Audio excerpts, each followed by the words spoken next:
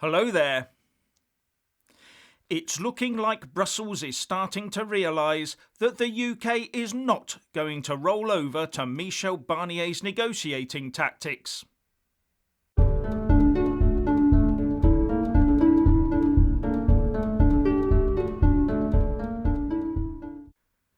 Firstly, please subscribe and like this video to give my channel a boost. And I'm always uploading new content, so please do check back daily. And a big thanks to my Patreon and PayPal supporters. The message now seems to be, Monsieur Barnier, you are the weakest link. Goodbye. Or he's being forced to take an early bath in The Apprentice. Either way, the scuttlebutt is that when the President of the EU Commission, Ursula von der Leyen, makes her State of the Union address on the 16th of September, she will be using it to pave the way for sidelining the EU Brexit negotiator Michel Barnier. Something I mentioned as a possibility in an earlier video. With the talks then to be taken over by the President of the EU Council, Charles Michel, and von der Leyen herself. This would effectively be the EU 27 leaders taking over from the previously EU Commission-driven talks. Maybe they're worried that Michel Barnier has lost his touch after putting Theresa May firmly in her place. Or maybe they're worried that they're going to end up with a glut of rubber dinghies, outboard motors and paddles they can't shift, as well as having to declare the EU as a fish-free zone. The Telegraph reports an EU diplomat as saying von der Leyen will set the scene to sideline Barnier and Frost to find a high-level political solution. But they haven't got long, as any agreement would need to be made by the end of October to ensure it gets through the Brussels admin process.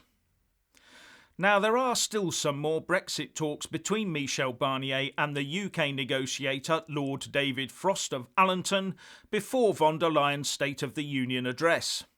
And round 8 of those talks start next Tuesday the 8th of September to go on until Thursday, with the itinerary looking just about the same as in previous sessions. Fisheries, level playing fields, etc. Lord Frost used a series of tweets to outline his approach to them, saying, "Here is the agenda for the 8th round of our talks with the EU. We look forward to welcoming Michel Barnier and his team to London next week.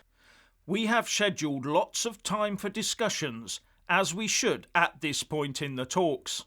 However, the EU still insists we change our positions on state aid and fisheries if there are to be substantive textual discussions on anything else. From the very beginning we have been clear about what we can accept in these areas, which are fundamental to our status as an independent country.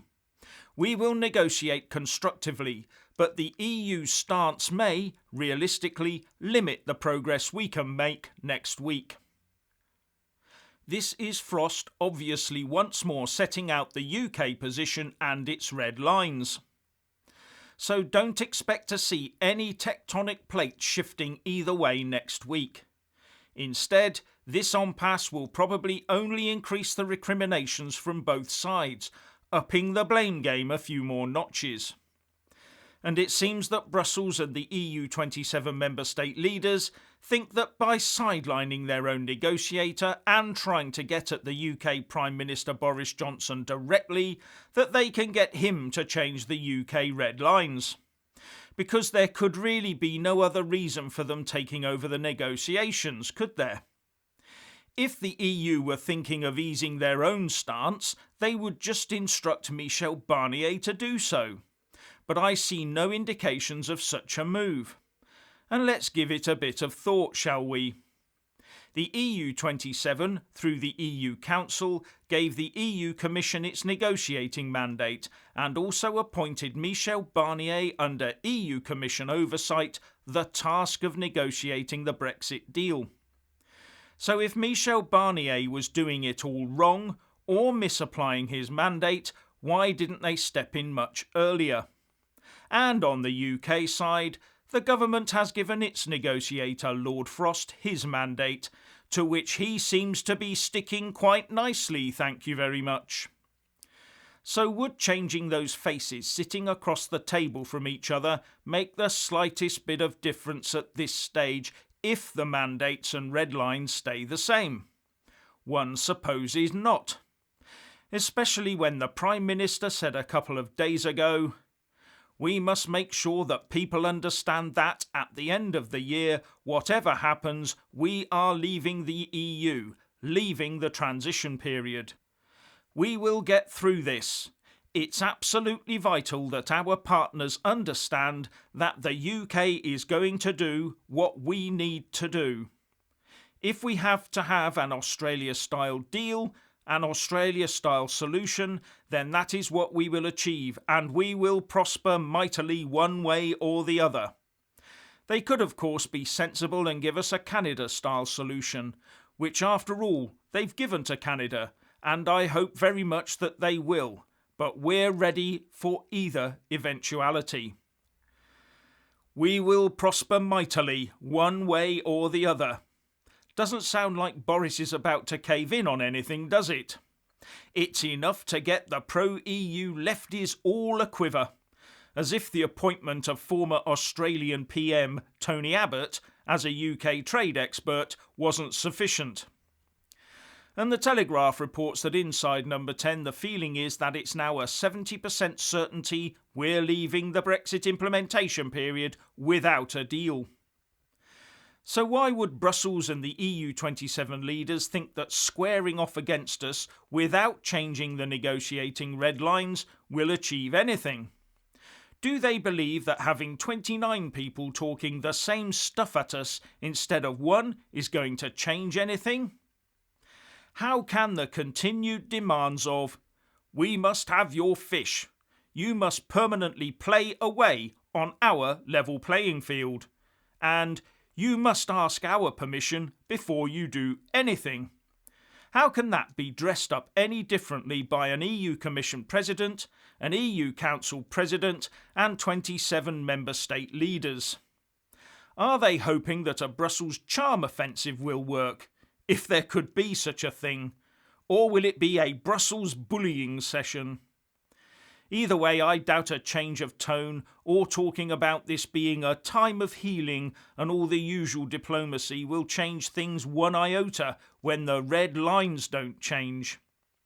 Or maybe Ursula von der Leyen will use her keynote State of the Union address to talk over the heads of Lord Frost and Boris Johnson to try and appeal to the people of the UK instead, to try and whip up some sort of reaction amongst the pro-EU lobby in the UK and get the left-wing press all weepy, clamouring and doing her negotiating for her. But at the end of the day, what if they can't entice Boris out of Number 10 to meet with them and negotiate? What if it's David Frost or no one? Brussels presidents and EU leaders are not going to want to talk with a mere lord of the realm, are they? Especially if he turns up clutching the very same UK government negotiating mandate. Would Boris be that rude? Would you want Boris to be that rude? Anyway, if you want to hear more from me, please don't forget to subscribe and also press that little bell, or you won't get any notifications. And if you want to see more of me, buy a mug with my mug on it by following the link in the descriptions box below and support me on Patreon or PayPal. So what do you think about these talks? Please share and comment, and thank you for watching.